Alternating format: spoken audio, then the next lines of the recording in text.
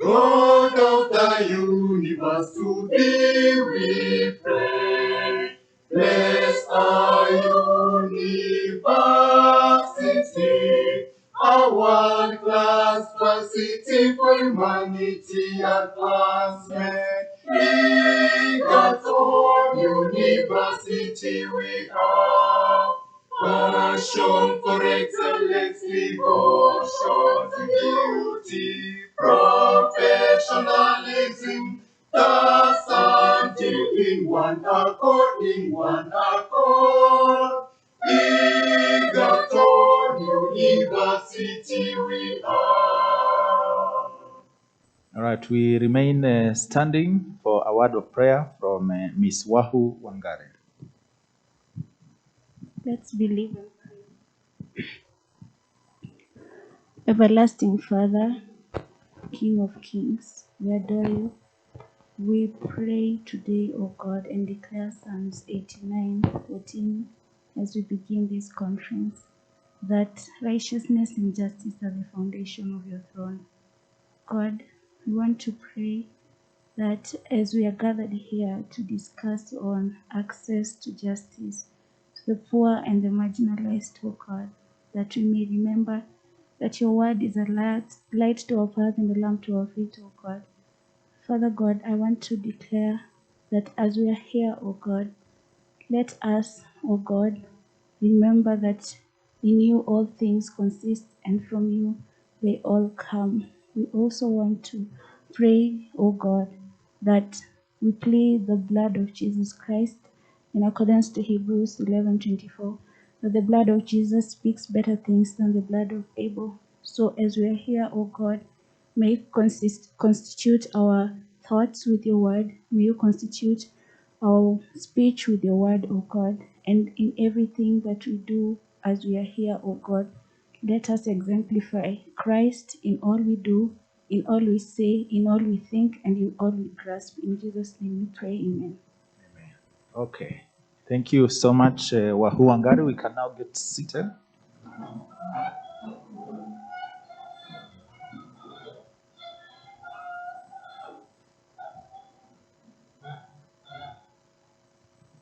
All right, so the European Union delegation in Kenya, head section, governance and macroeconomics, Mr.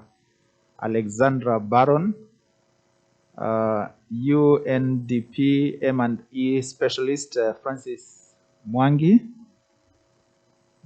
Professor Boklin Bebe, DVC, Research and Extension Division, Egerton University, Madam Flora Bidali, CEO, NLAS. All protocol observed. I also need to recognize the presence of our Dean, Dr. Ruth Aura, and everyone else. We are expecting more guests. We shall also be having presentations that will be done digitally. So allow me to take this opportunity to invite you as your master of ceremony for the conference. My name is Kioko Wakivandi. This is the second year we are hosting this conference as the Faculty of Law Legal Aid Project, FOLAP, whose initials you can see here with our partners, UNDP, Amkeni wa Kenya, with funding through the European Union. I'm going to request that before we do anything, we get to know who is in the room. So we're going to start with a round of very quick introductions. Kindly let's have the microphones pretty fast, and as you do that, you can tell us your name, the organization you represent, and at least one expectation. Pretty fast, please.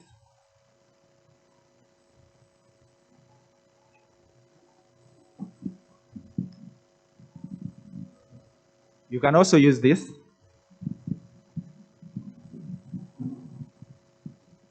So since Moha, you are close to me, do we just start with you?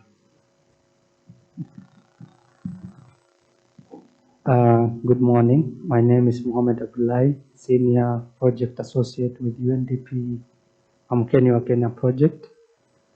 I coordinate partners in the northern region from Kenya. My expectation this morning is to learn more about this national conference so that we may do a regional one. So this is a very good experience and a learning. Looking forward to it. Thank you. Okay. I know it's chilly, but we can stand as we are introducing ourselves. It's okay. Good morning, everyone.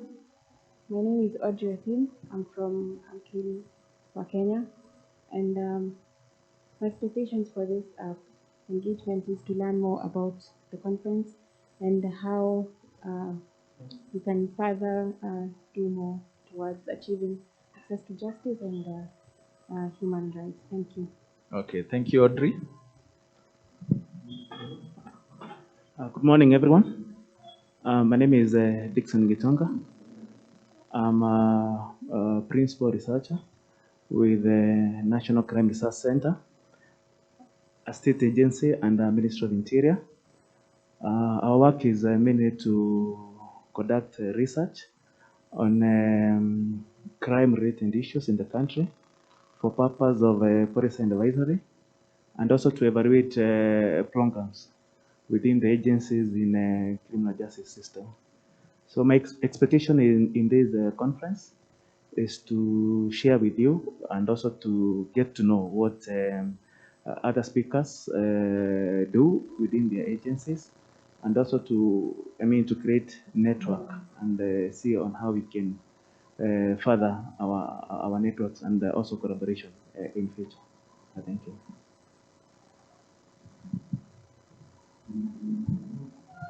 Good morning, everyone. My name is Selastat Jaga. I'm from an organization called Untitled Center. We are a legal tech platform providing alternative dispute resolution and virtual legal aid to the marginalized and the vulnerable in the community. My expectation is that I would like to know how other players in the access to justice are doing their thing and also to network. Thank you. Good morning, everybody. My name is Milori Wanyeke. I'm also part of the organization called Tatuzi Center. We mostly deal with alternative dispute resolution and virtual legal aid. And my expectations for this week are mainly to do with networking and also getting to see how others in the space are doing it, and also getting to see the papers that have been authored for this conference. Good morning, everyone. My name is Nicole Ahoya.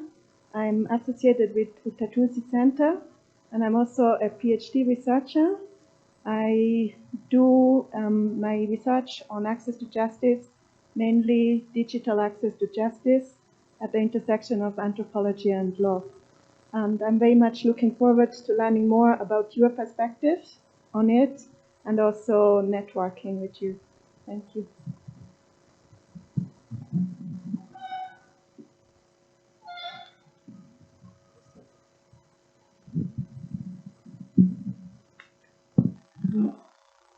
Good morning, everyone. My name is Kevin Mwiruri, a third-year law student from Egerton University. And my expectation during this conference week is to learn and also to identify other effective legal aid methods that we can engage in. For example, the use of digital schemes to enhance access to justice.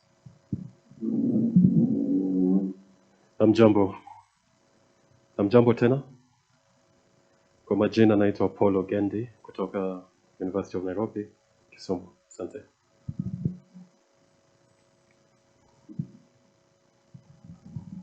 Good morning, everyone. My name is Ruth Okara. I am a practicing advocate, and I also do pro bono legal work with the Kenyan chapter of the International Bridges to Justice. My expectation is to learn more, just hear experiences through COVID in terms of scaling up the work around access to justice and network. Thank you.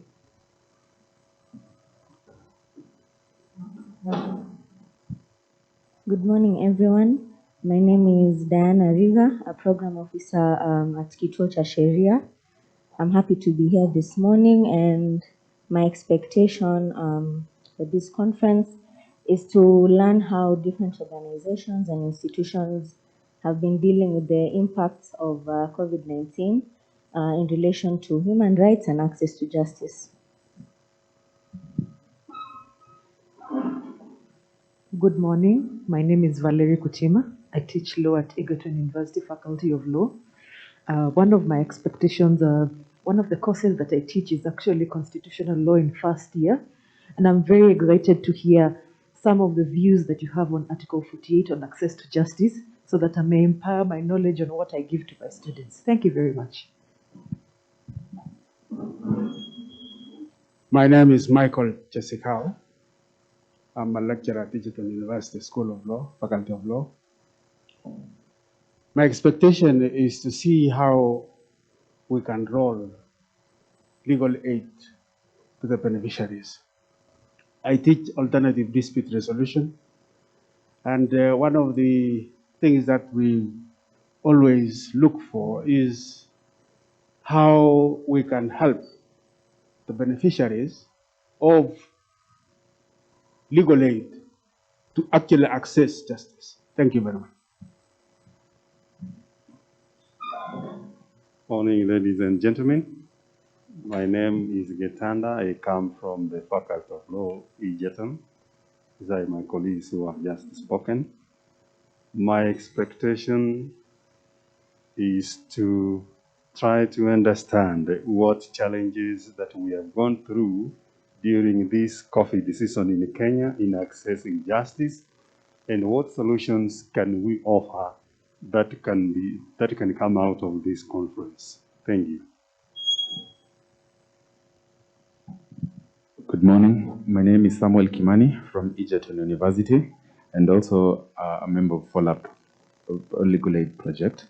And my expectation for today is to learn and to get to learn and listen to experiences from peers and colleagues on how to access justice in a cheaper and affordable way. Thank you.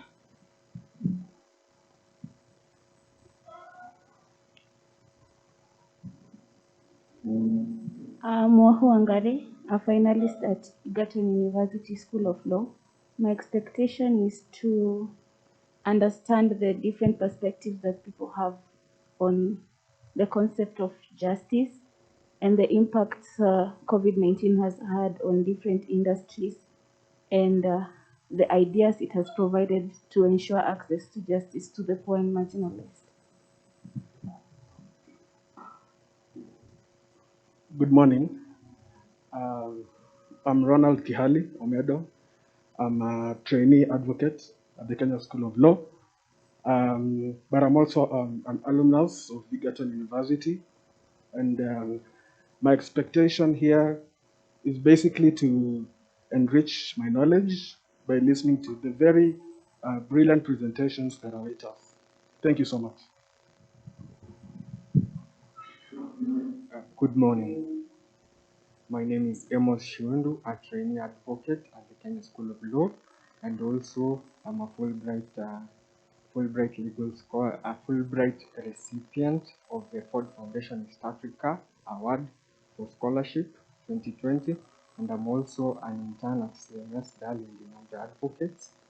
And my basic expectation is to understand the strata of access to justice and internalize the concept of Article 48. Thank you. Good morning. My name is Mary Mwangi. I work in the Ministry of Interior as a government officer.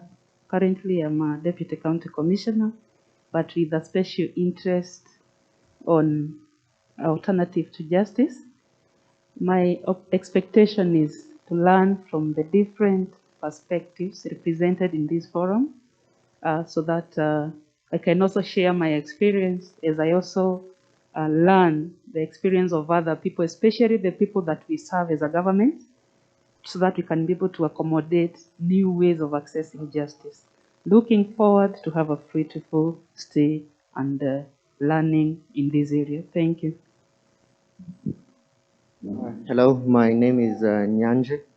I am a doctoral researcher, research on international law and private international law. And my aim is to learn and understand or access to legal justice in Kenya.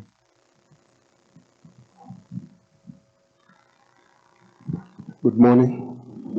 My name is Joseph Luania. I work as a paralegal with Urafiki Kenya, which is an NGO operating in Makueni County, that is in Kibwezi East sub-county. Now I look forward to creating collaborations and linkages, especially with like-minded organizations in the area of access to justice, and especially offering this justice to the poor and vulnerable organizations, poor and vulnerable communities, like the communities that I work in Makueni County. Thank you. Good morning, all. My name is Maxwell Miyawa. I teach at Egerton University. I'm a human rights scholar. The merger between human rights and development. And I'm here to give us a little bit of insights about a new area of access to justice in the international law.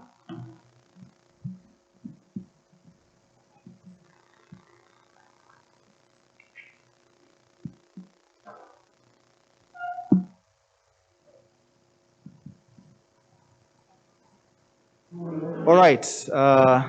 Thank you so much. We hope that by the time we will be done with the conference, we'll have met every of those expectations. Allow me to also recognize the presence of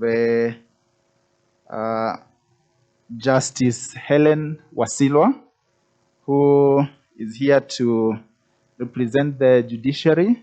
She is a judge of the Employment and Labor Relations Court, Nakuru Law Courts at the moment. Allow me to also recognize the presence of Miss Mary Mugure, who is representing Council for Legal Education. And any other protocol, I think we have, we'll keep on informing you who will be joining us as time goes by. All right. We want to project the program for you on the screen for now, and we wish to apologize for not having the programs by now, but in a short while, we'll be having the programs. Let me also inform you that we are streaming this conference live on our website. That's the Egerton University website. That's www.egerton.sc.ke. You can actually just go to our website and pick the link there and share with your colleagues and friends wherever they are, so that then they can also follow you during the presentations. This year, our conference is, the theme is Access to Justice and Socioeconomic Crisis, Lessons from COVID-19. We want to have reflections on the disruptions, the opportunities and challenges that we've all had following the COVID-19 pandemic. There's plenty of Wi-Fi, but kindly don't be fixed on your phones and laptops throughout. Use the website, and the Wi-Fi as you tweet. We request that you tag the following handles, if you can: UNDP in Kenya, at UNDP in Kenya, at EU in Kenya. You can just pick any of those, and we'll also just keep on retweeting for you. At Follow-up EU, at Legal Aid KE, at NCAJ_KE, at ODPP_KE. Just pick any of those, and we will do the retweets for you. At EU Commission, at EU partnerships, at EU in Kenya, at UNODC, at UNODC _ East Africa. And then the hashtag for the conference is hashtag NLAC 2021. That's National Legal Aid Conference 2021. Hashtag access to justice, haki na usawa, hashtag legal aid Kenya. Just pick any of those. Hashtag EU in Kenya, hashtag follow-up, hashtag plead yetu, hashtag plead. Allow me at this point in time to now invite our Dean, Faculty of Law, Dr. Ruth Aura, to come and speak to us. After her, we shall hear from Mr. Francis Mwangi, who will be speaking on his own behalf as an M&E specialist at UNDP, but also on behalf of the unit, UNDP deck. He will be telling us more about that. And then I'll be informing you about what we shall do after that. So, Madam Dean Dr. Ruth Aura, kindly take to the podium. We could clap for her as she comes.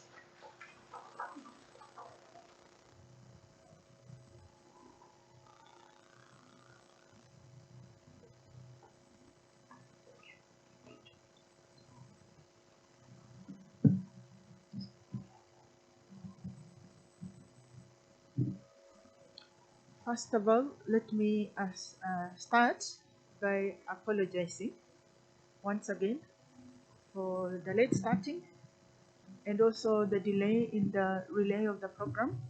But the person who is bringing the program should be here shortly. To our chief guest, Mr. Baron, Head of Section, Governance and Macroeconomics, European Union Delegation, Mr. Francis Mwangi, representing UNDP,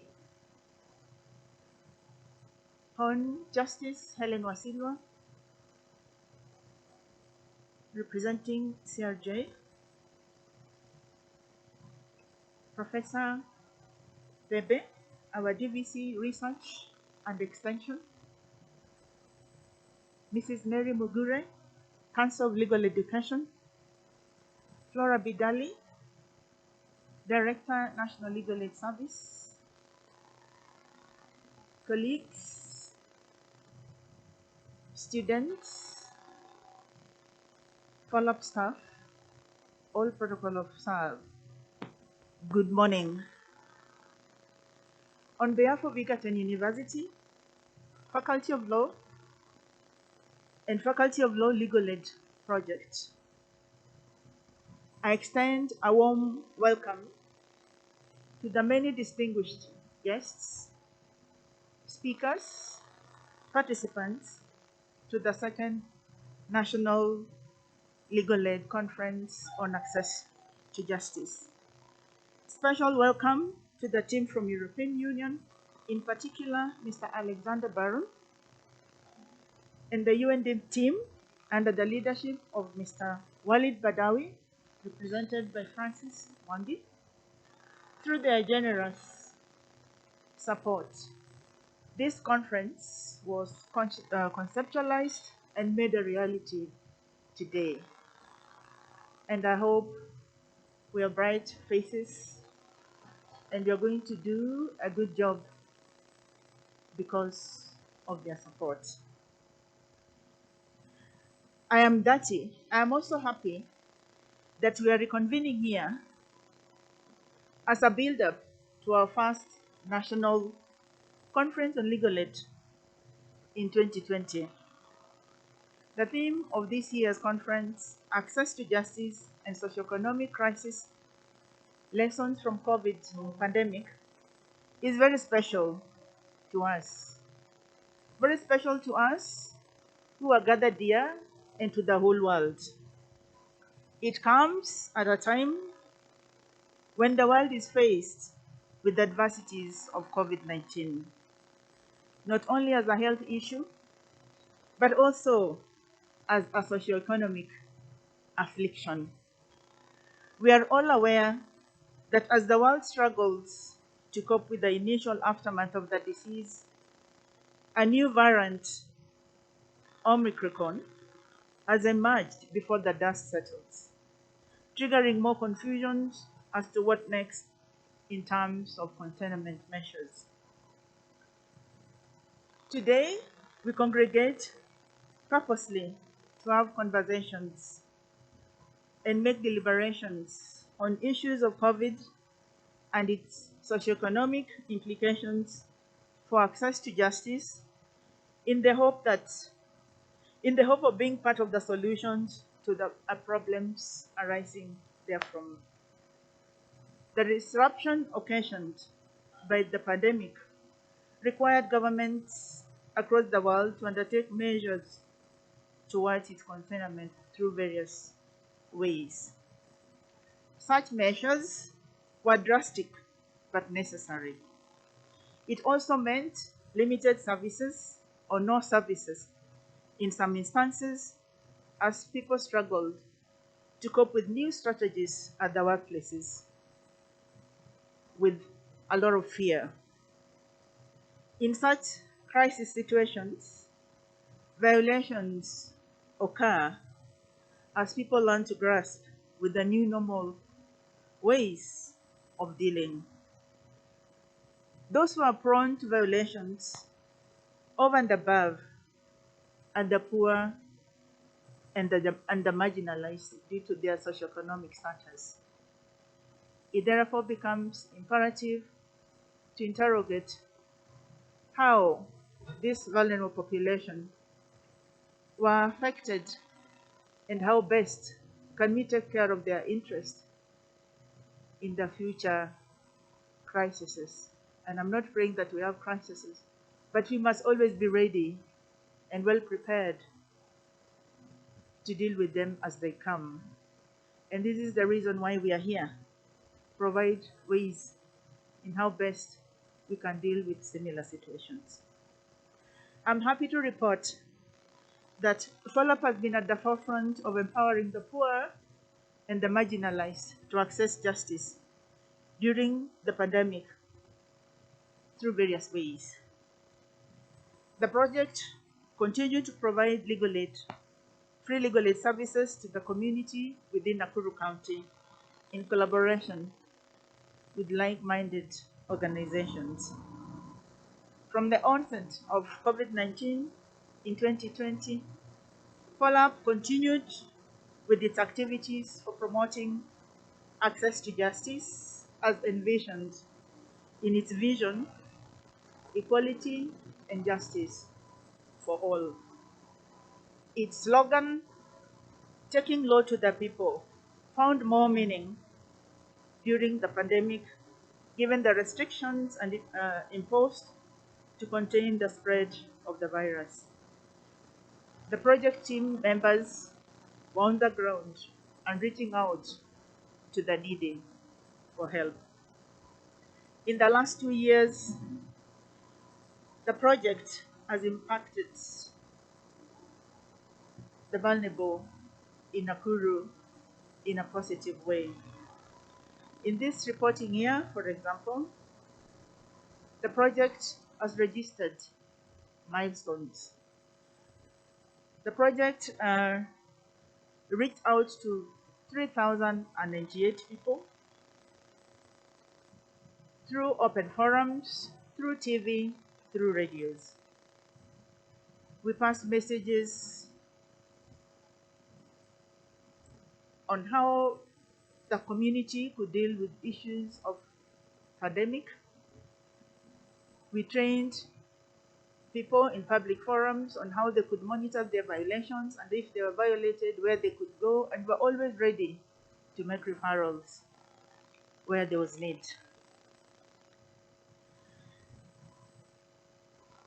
In pursuit of that, we were able to engage with our pro bono advocates who are members of the Rift Valley Law Society, always to come and work along with our students as they provided legal aid to the community in Nakuru County.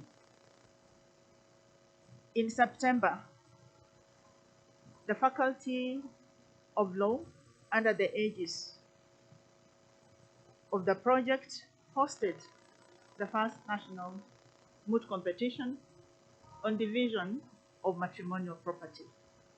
And what informed that competition was the rise of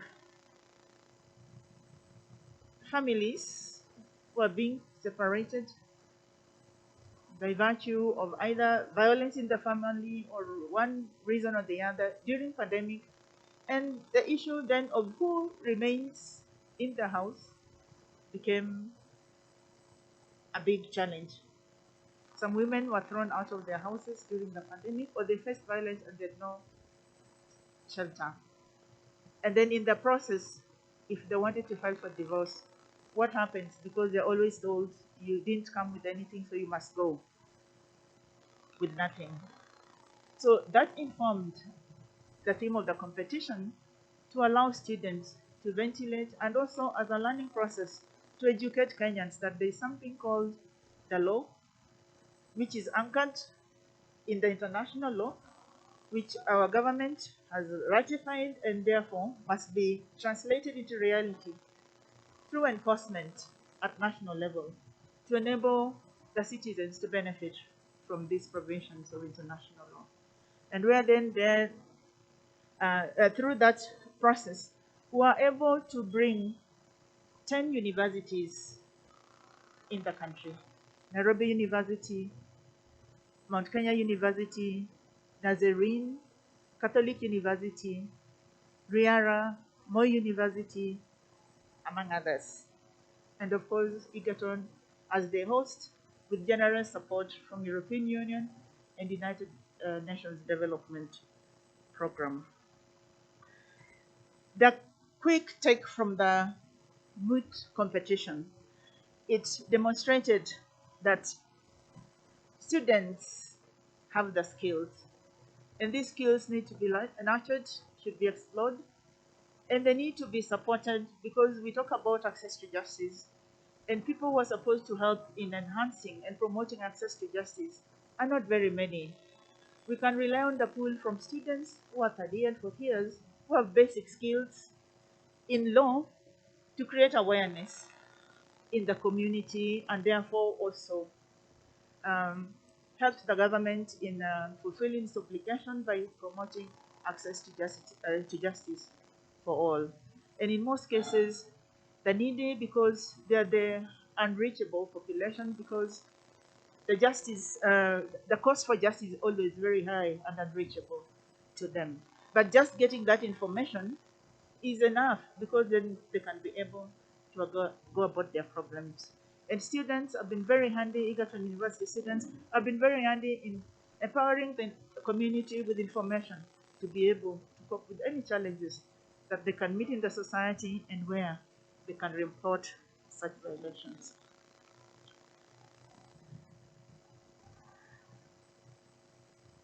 We have also created a very strong partnership with the judiciary, and that is a reflection of the representation you see in the room today.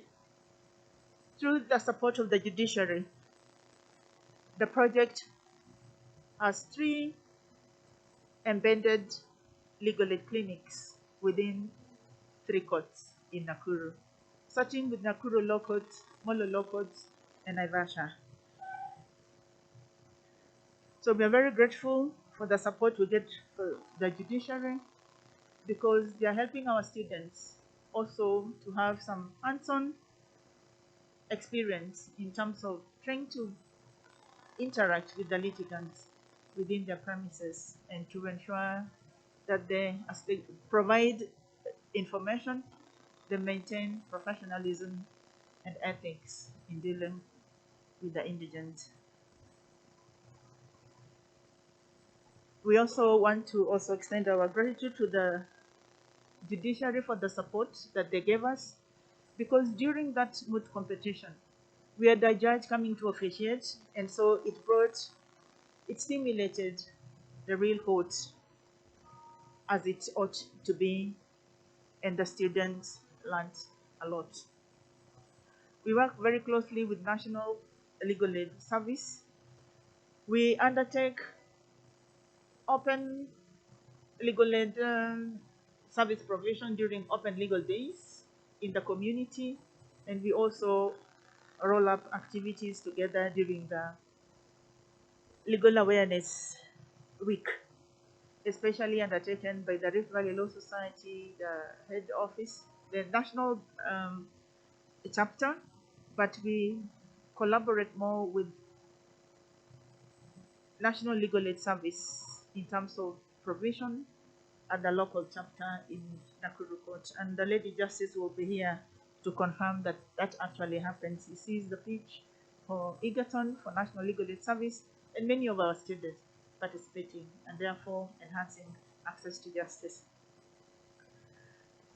Part of this work has been made easy because we have partnered with Rift Valley Law Society in terms of doing our work and using the advocates that are there volunteering to assist our students. In fact, when they take instructions, not that we leave them, we don't throw them in the deep ocean.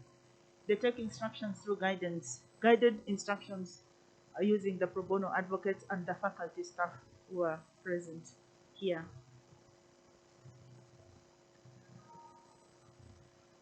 We know that SGBV has been an issue of concern, not only for us, but even our President, His Excellency, the President, Mr. Uhuru Kenyatta.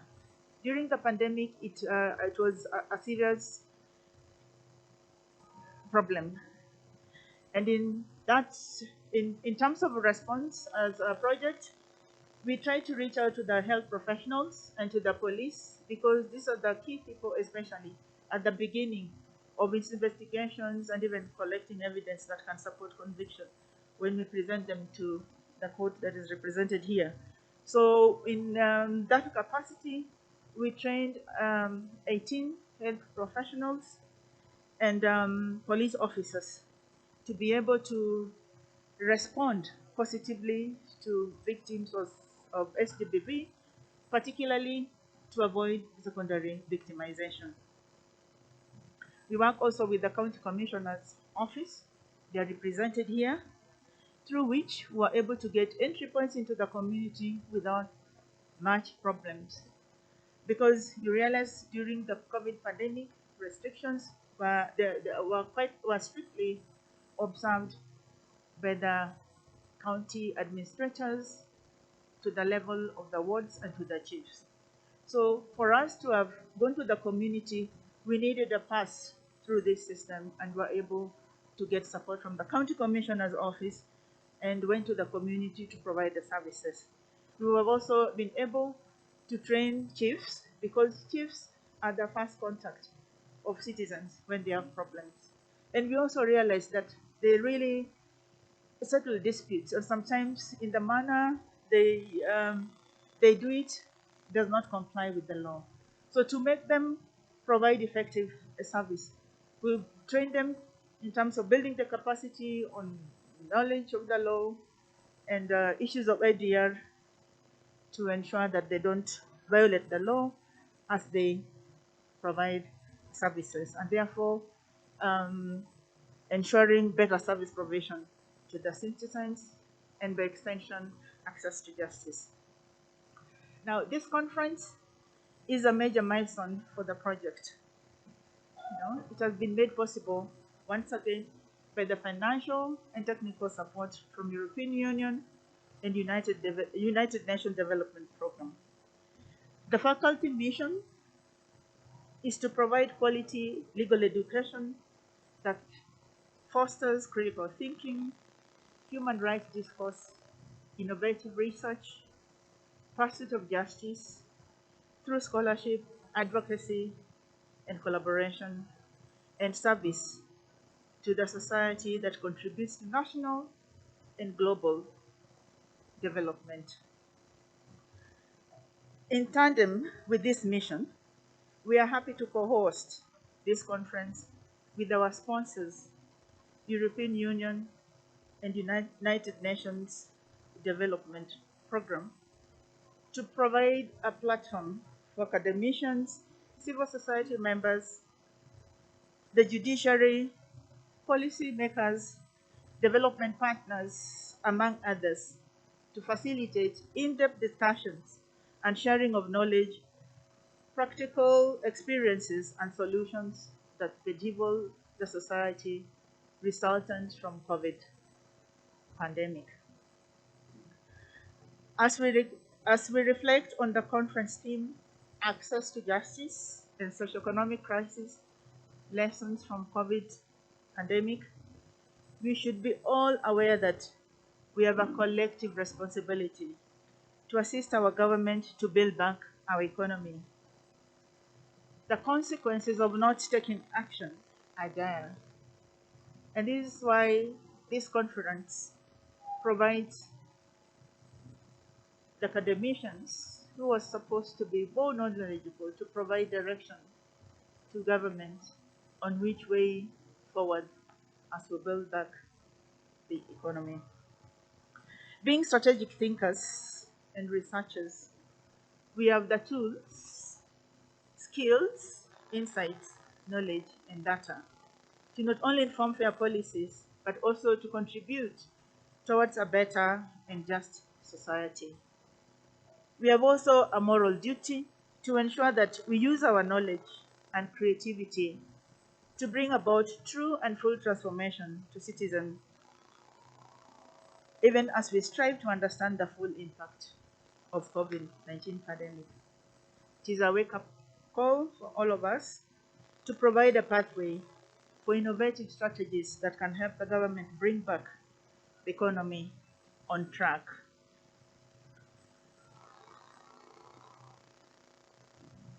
Let us use this opportunity to have an open and pragmatic discussion on how we can build synergies to respond to the socioeconomic crisis that has compounded the problem of access to justice. Egerton University Faculty of Law, just like other law schools and research institutions, is committed to teach and conduct innovative research on the function of the law in its economic and social context. This calls for collaboration and building synergies to make law schools a repository of knowledge that government and development partners can rely on for guidance during crises like this one. This conference is a catalyst to such collaboration, as many law schools are represented here today. It is also our hope that this conference will be an opportunity to strengthen this cooperation. We are grateful once again for our sponsors, the European Union, Undp, for their financial support, and Egerton University Management for making it possible for us to host this conference.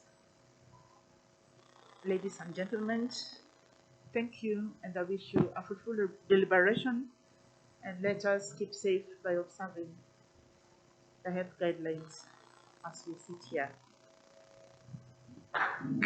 Thank you. Thank you so much, Madam Dean.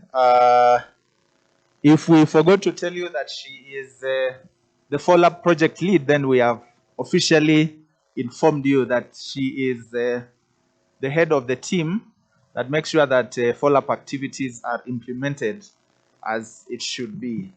Let us not forget that we are actually here courtesy of Article 48 of the Constitution. And if you allow me, I will remind you that this is what it states. That the state shall ensure access to justice for all persons, and if any fee is required, it shall be reasonable and shall not impede access to justice. Let us not always forget that. Article 48 of the Constitution on access to justice. Mr. Francis Mwangi, kindly come over so that then you can tell us not only about your own position as M&E specialist at UNDP, but also about UNDP's DEC project.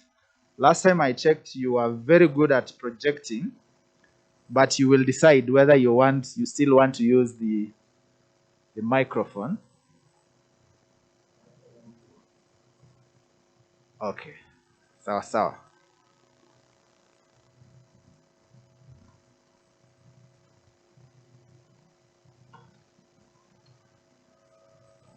As he gets ready to present, perhaps I should tell you that Justice Helen Wasilwa and I have one thing in common. I see people looking at me. What can a journalist and a judge have in common? So we have one thing in common. We are champions of alternative justice systems, AJS champions. Simtupigie makofi. Mr. Samuel Kimani, who is our M&D specialist at FOLAP, is also an AJS champion. Moha is also an AJS champion, last time I checked, and several other people. Madam Flora Bidali, by the fact that you had NLAS, you are also an AJS champion. Okay. Asante sana. Let us also not forget that we are hosting this conference during a very special time in the push for gender rights. This is the period of the 16 days of gender rights activism. So I don't know what message you are pushing and what message you are telling people about gender rights activism. We are also hosting this conference in also a very special time about the life of Nakuru as a region, because we are just several hours before becoming officially a city. So kuanzia kesho, I don't know how you will be looking at us, those of us from Nakuru. Tomorrow, Nakuru is going to become officially a city. Francis Mwangi, once you are ready, you can tell. Once you are ready, just let me know. Let me also take this opportunity to recognize the presence of Professor PLO Lumumba, who has just walked in. Thank you so much, sir. We were with him last year, and I remember pretty well how he introduced his colleague as they were presenting their paper. He said, kindly come forward and mesmerize them. We look forward to be mesmerized this year as well.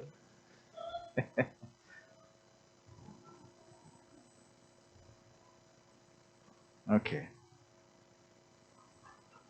Professor Boklin Bebe, every time we meet people outside there, they usually ask us, is it Egerton or Egerton? Since you are the most senior custodian of Egerton University here, you will take that opportunity to clarify. Is it Egerton or Egerton? Moha, you are among the people who were asking me this question when we met in Kisumu about a month ago.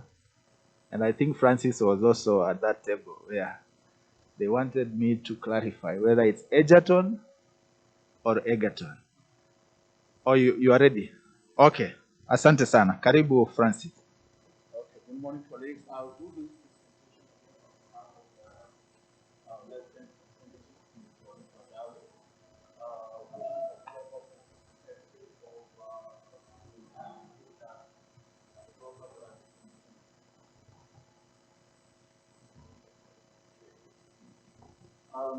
UNDP, United Nations Development Program. Currently, we are in 170,000 countries. We work mostly in the areas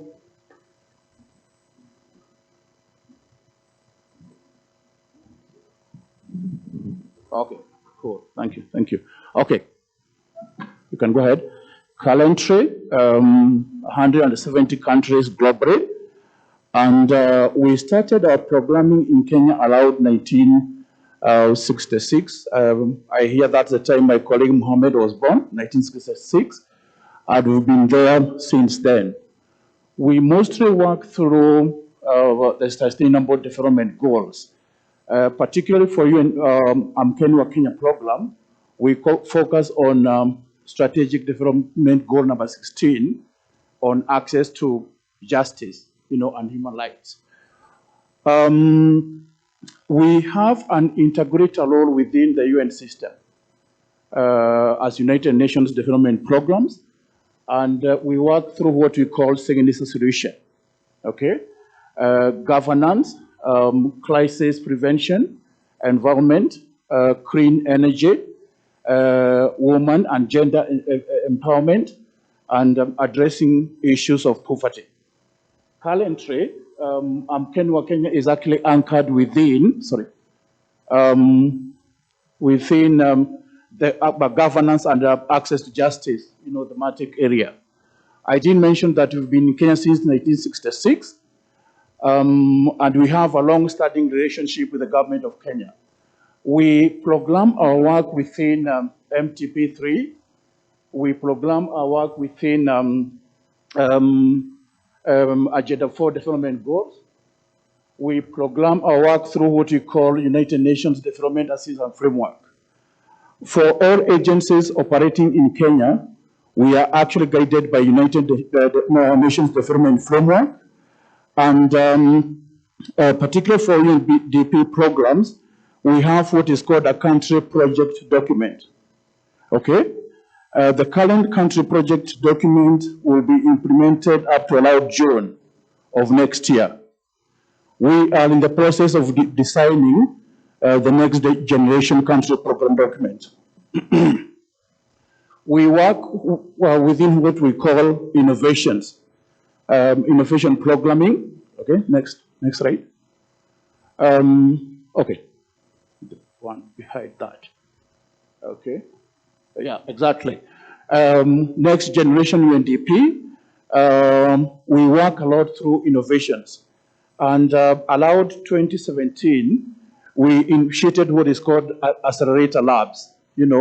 Those labs are supposed to help UNDP experiment with new innovations.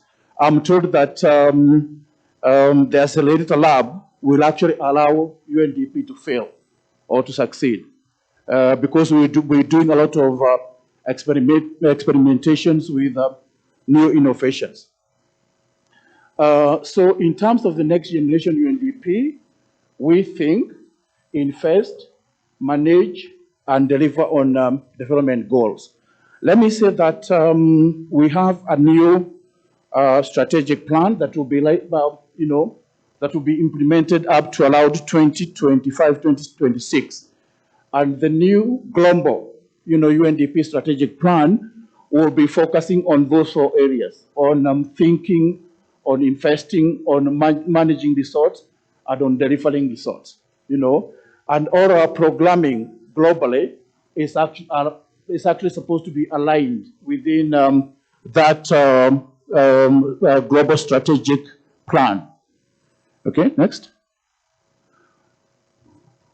Okay, I did mention about this, that 95% of the resources that UNDP receives is actually programmed within the government of Kenya. The line ministries are actually our key implementing partners. Kenya is one of the unique facility that is supposed to support civil society organizations, and currently we have supported about 400 CSOs in the 47 counties of Kenya, okay? So about 95% of UNDP resources actually goes to support the government, and the government line ministries are our main implementing partners. So I did mention Vision 2030. I mentioned MTP3. I mentioned the Big 4 agenda. I mentioned the strategic development goals, okay? All our programming areas are actually supposed to be aligned with those key strategic plans, okay? The country program document, Undp. The current country program document started allowed June of 2018 and will actually be implemented up to allowed June of next year, okay? We are in the process of doing an evaluation of both the CPD, okay, and the Undp. And the findings of those evaluations will actually guide UNDP and the wider UN to do new cooperation frameworks with the government of Kenya. Okay, next. As far as the CPD is concerned, we focus on 3 key outcome areas. 1, governance, peace, and security. And this is where we are actually housed as Mkenya Kenya, access to justice, okay? We have programs supporting inclusive growth and structural transformation. We have programs actually focusing on environment, climate change, and resilience. So, Kenya is housed within governance, peace, and security, particularly on access to justice. I know the European Union is actually supporting a wider deepening democracy program, and I'm sure that my colleague Alexandra will talk about that shortly. Again, portfolio approach, okay? We don't operate in silos. Portfolio approach. Within governance, peace, and security, we do a portfolio approach, meaning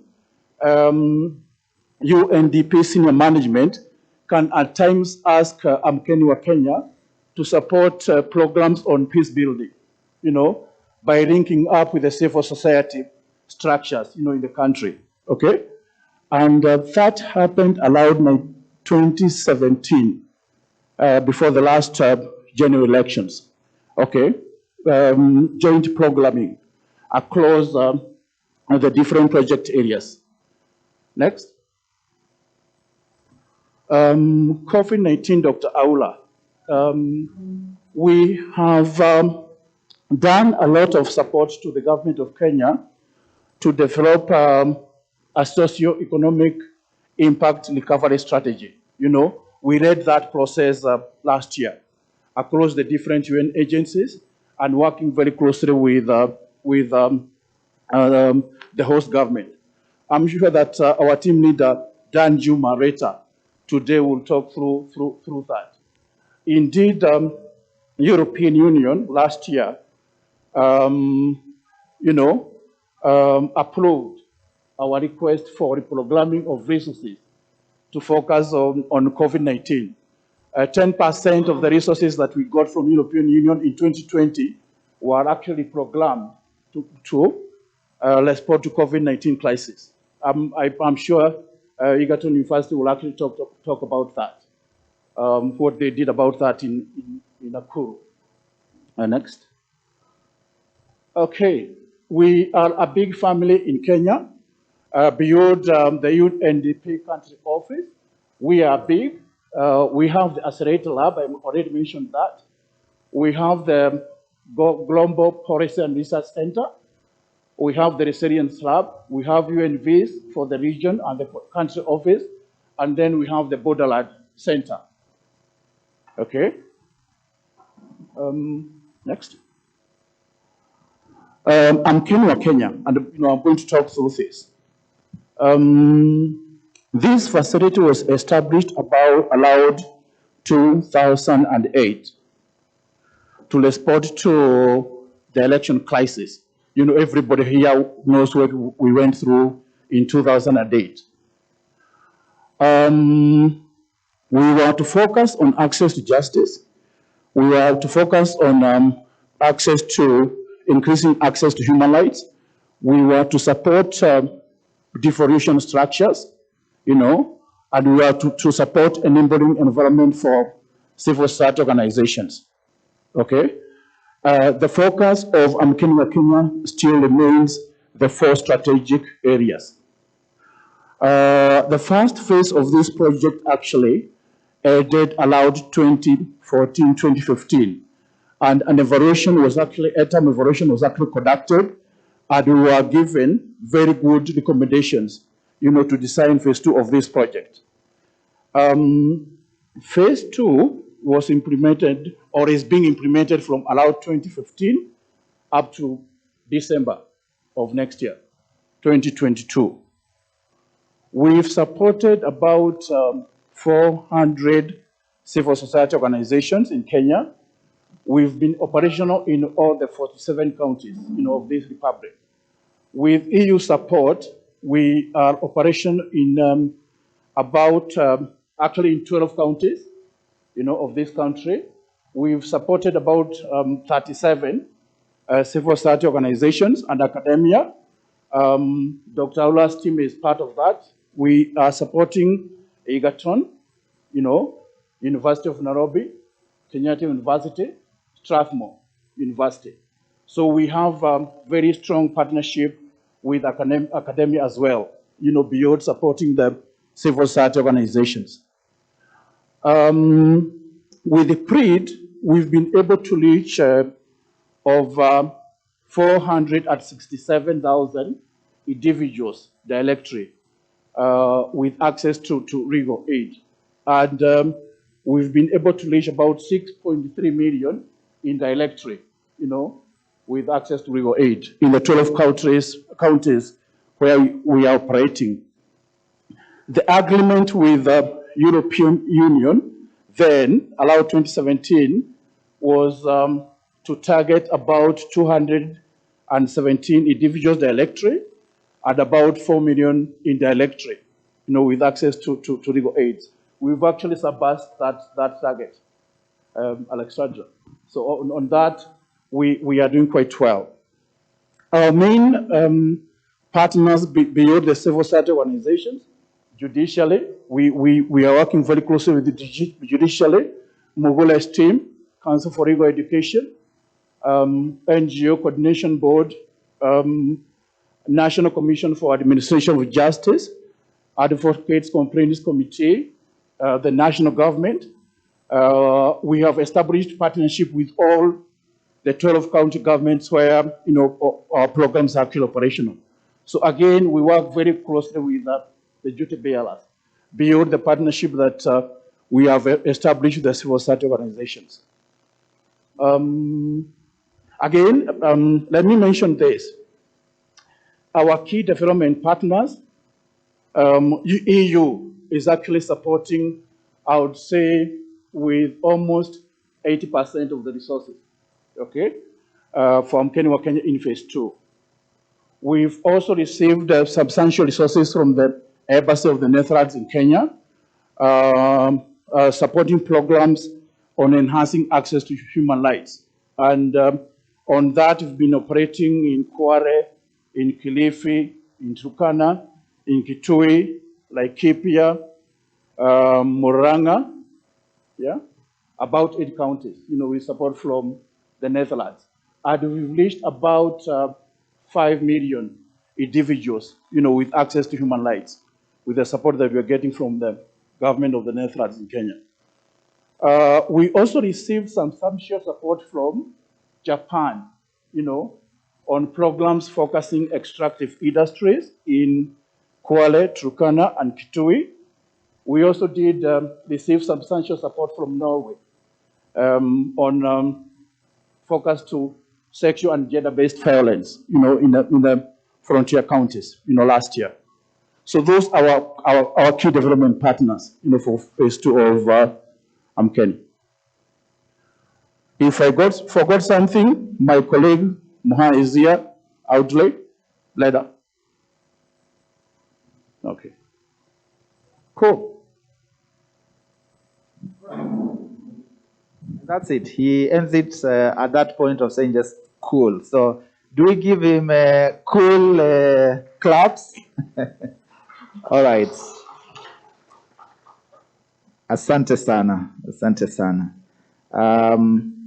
So at this juncture, I'm going to invite our Deputy Vice Chancellor, Research and Extension Division at Egerton University, to come and talk to us. He will tell you that actually, history has it that Egerton University is the oldest institution of higher learning in Kenya. Watu wa Nairobi najua mtafeel kiwaru mahali, lakini that's the truth. Okay, karibu Prof.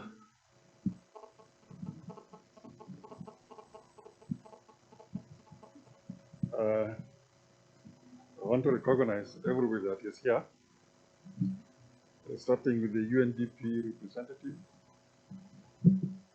the EU representative here, the Council Legal Education represented here, the Home Justice, and then the Land Friends, led by PLO. You have a history somewhere early in the life. And all other actors in the legal and justice services that will be participating in this conference. My name is Botlin Omedo. I'm holding the office of the Deputy Vice Chancellor, Research and Extension. My background is animal science. I'm trained in livestock production. But here today, I'll be on my position as well as representing the Vice Chancellor.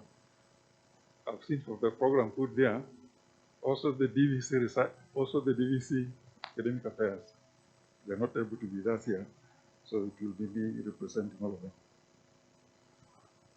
Before I proceed, earlier people were saying the expectations. I also have an expectation as I participate here. I'll be expecting to understand how the Land Friends unpack access to justice, because I also need to know the alternatives, how many alternatives are open to me wherever required this justice or to assess it. Also, first, let me acknowledge and congratulate our team, the Faculty of Law, for the second time organizing this conference, and also together with it publishing a journal, which I think is a milestone for a young faculty that they are. So congratulations for that, and you can only do better going forward. I want to welcome all of you in this second Legal Aid Conference on Access to Justice.